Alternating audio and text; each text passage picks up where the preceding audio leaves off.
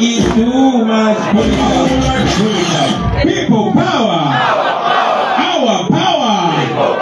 NUP.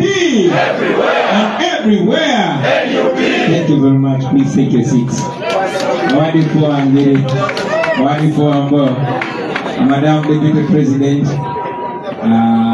Comrade Secretary General, fellow leaders, the leader of the opposition, fellow artists, MPs and other leaders, I salute you.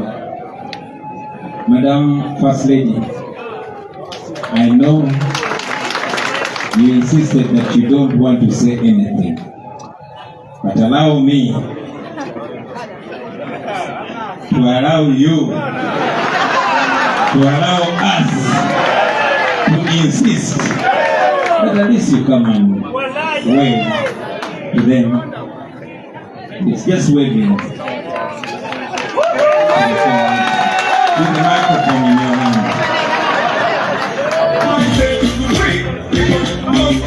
Ladies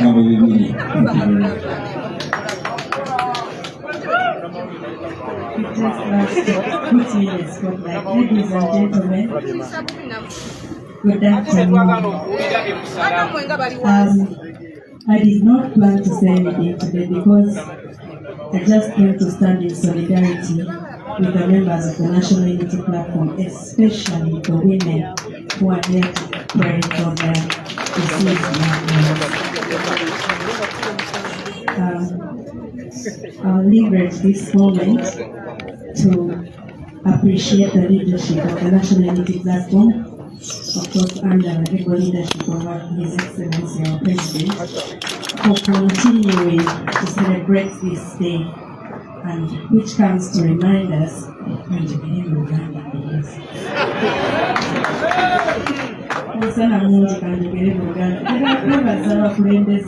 n'ekibiina kya National Unity Platform okusinga pulezidenti waffe atusobozesezza okujaguza olunaku luno okusobola okujjukira abantu baffe abaatuvaako nga si mu bweyagalire. Olunaku luno lutujjukiza nga ffenna mu bye tukola tulwanenga nnyo obutalaba nga kintu nga kino nga kibaawo mu kiseera tetuliba nga tukwasiko obukulembeze. Njagala n'okwebaza ennyo ngeri gye nfunye akakisakaka abantu bonna be nali ntuukiridde ne mutuwa ssente eziweerera abaana ab'abantu abakuba.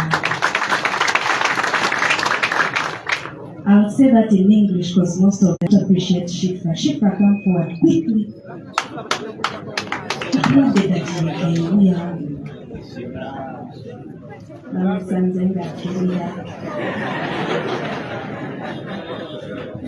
Shifra waffe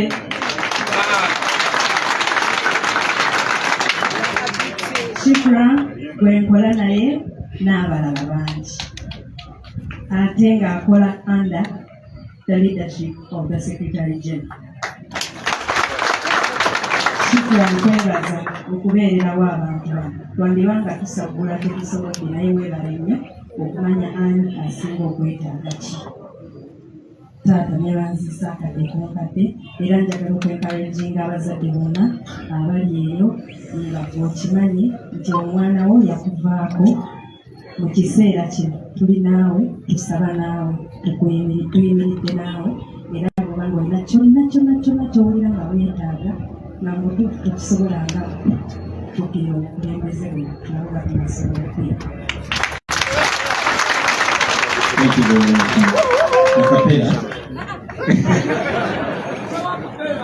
People power. Our power. People power. NUP.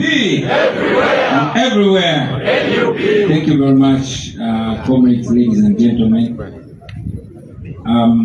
It's a tough time, but we owe it to the Almighty God that we still have the confidence to communicate to each other. We always say that Ugandans are lucky that we have a lot of humor, otherwise we would have gone into dangerous depression. First, I had and I want to speak to the family of Olivia. Nalabi esenga wa Olivia, ngali wano nga yetonda olwa Olivia. okumaliriza nga bamugonzesa ne bamukizisa byatagala kukiriza. Maama tulina kwetonda olwa Olivia. Olivia talina musango. Olivia mukwano gwaffe. Olivia yalwana. Tumanyi omuzadde ina omuto naddala maama bawulira ng'omwaka gumu 2, 3, 4 natalaba ku baana be. Tumanyi embeera yayisibwamu. Tuteebereza nteebereze kuba kufena tewali abadde mukomera myaka egyo mingi. So tetulumusalira musango ne banne bonna be bawonza. Weewaawo waliwo abamu be bayinza okuwonza ne babakozesa okusinziira ku levo esingakaawo. Ne Olivia nayogerako naye nange ku ssimu. Yali yeetonda ne mugamba teweetonda embeera gy'olimu tugi understandinga. N'ategeeza nti baali babagamba nti ate olumala obbata ate bagenda batwala ekyankwanzi baba rehabilitating. Of course nansaba nkwatagane ne besobola okukwatagana nabo out there era buno obubaka bwe batuusaako bamulwanirire.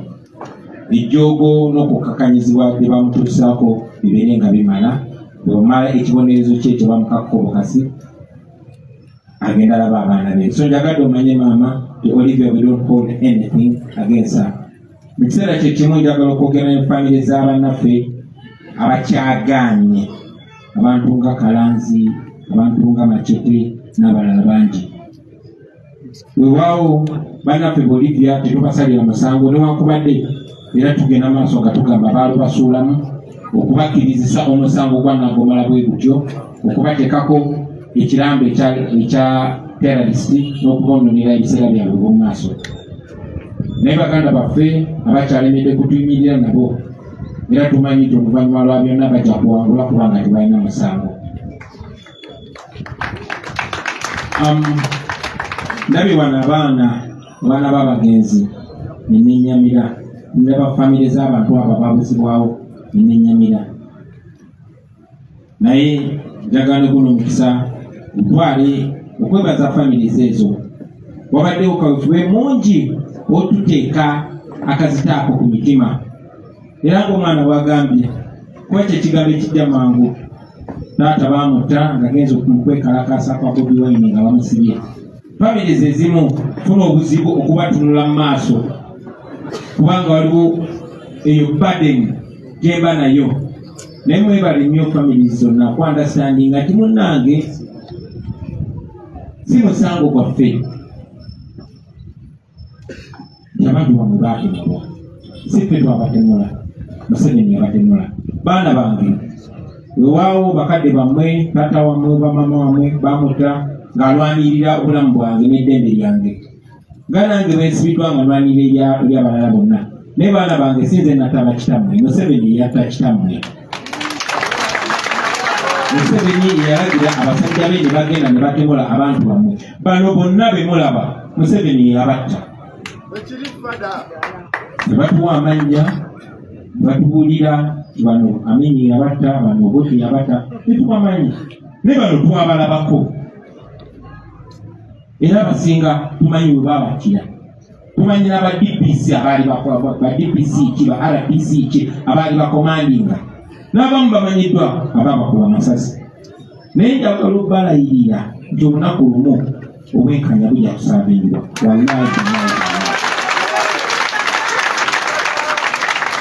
Ladies and gentlemen, today, yet again, we're meeting to commemorate our comrades. It's been 4 years.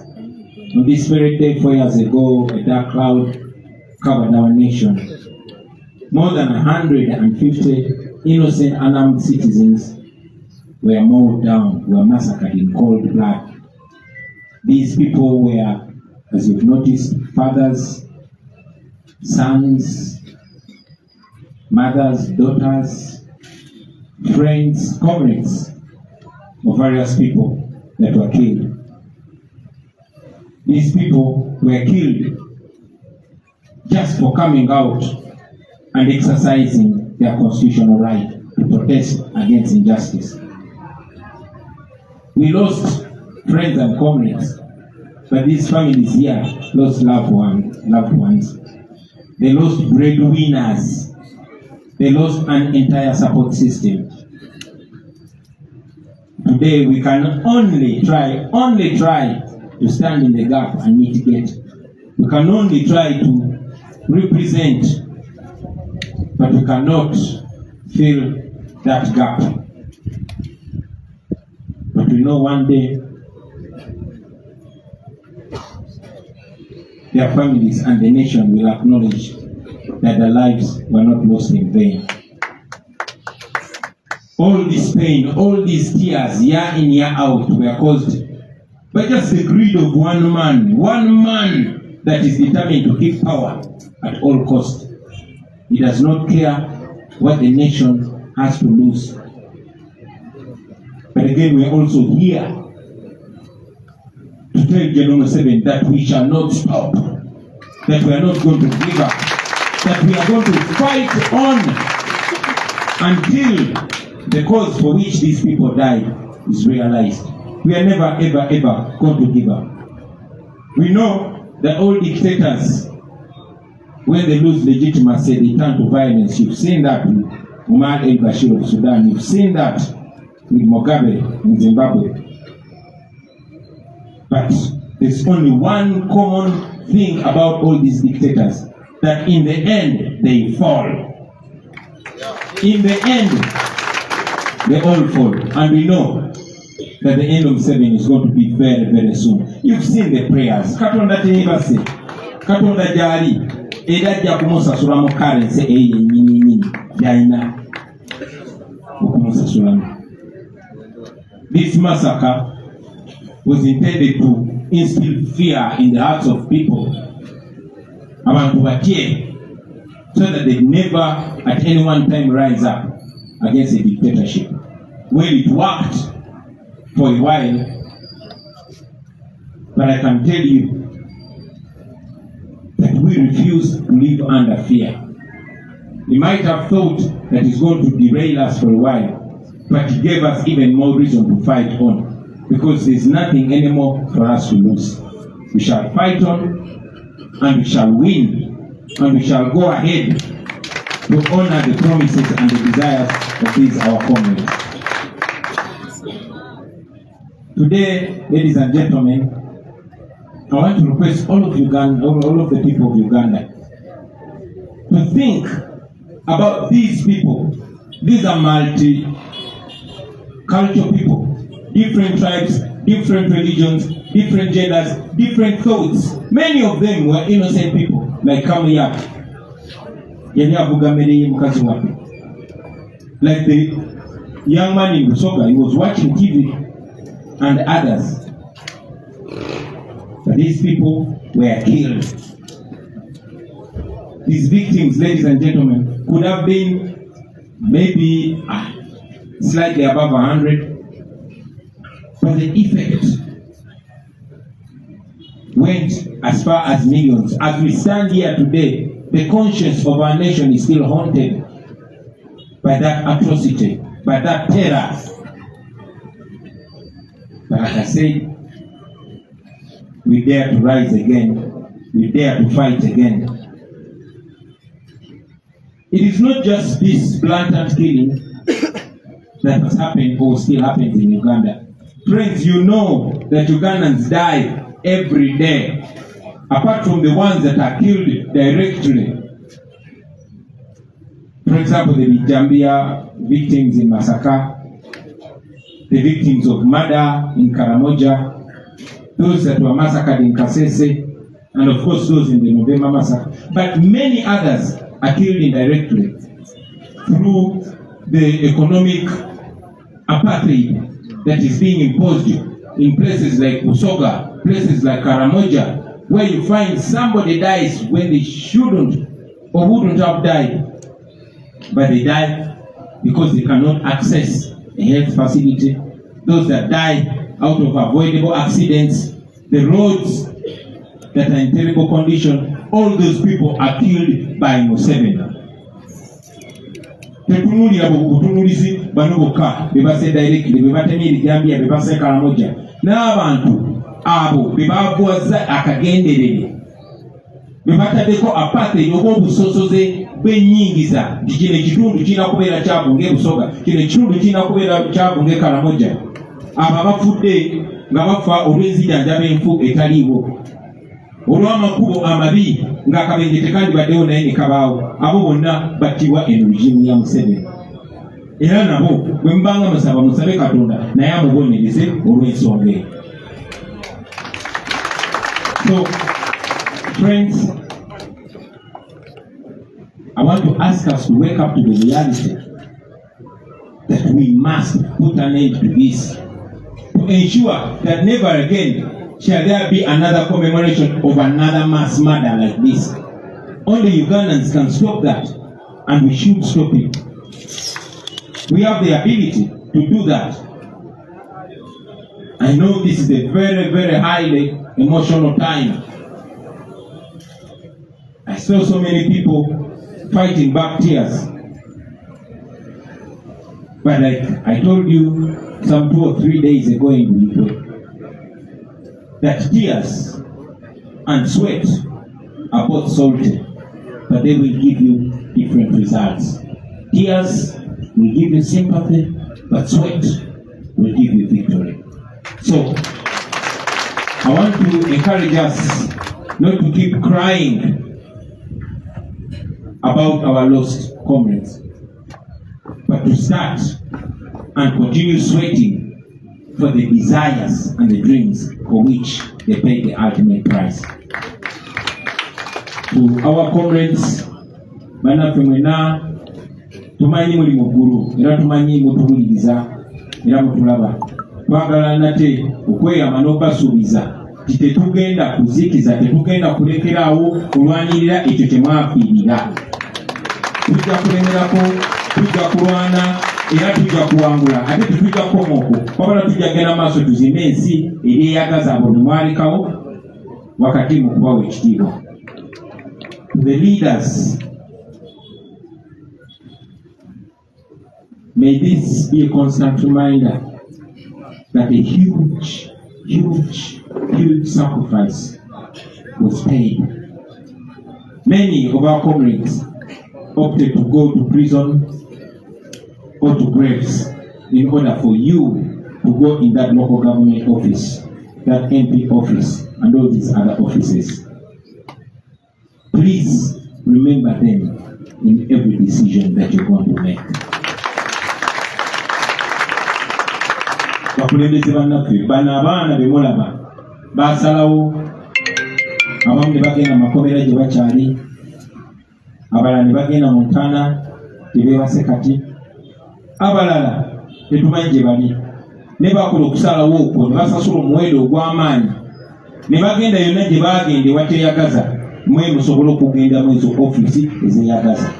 Njagala okubasaba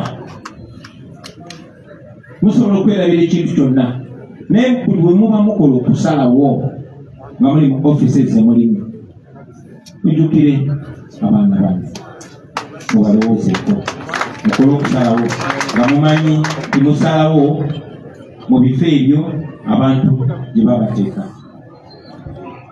Bagambye wano kino wakubadde tuli mu kaseera akenyamiza, mubalabye abamu balemeddwa okwogera, bangi ku ffe tubadde tulwana okusigala nga tukyali strong.